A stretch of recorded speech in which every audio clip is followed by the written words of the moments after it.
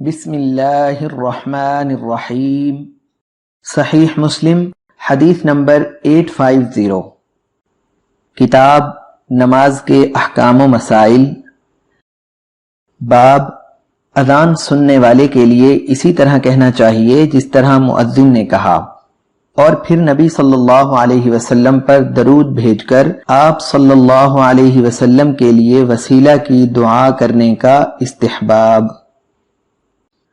نبی کریم صلی اللہ علیہ وسلم نے فرمایا، سیدنا عمر رضی اللہ عنہ کہتے ہیں کہ رسول اللہ صلی اللہ علیہ وسلم نے فرمایا، جب مؤذن اللہ اکبر کہے تو سننے والا بھی یہی الفاظ دہرائے، اور جب وہ اشہد ان لا الہ الا اللہ اور اشہد ان محمد رسول اللہ کہے تو سننے والا بھی یہی الفاظ کہے، اور جب مؤذن حی علی الصلاح کہے تو سننے والا لا حول ولا قوت الا باللہ کہے، پھر مؤذن جب حی علی الفلاح کہے تو سننے والے کو لا حول ولا قوت الا باللہ کہنا چاہیے۔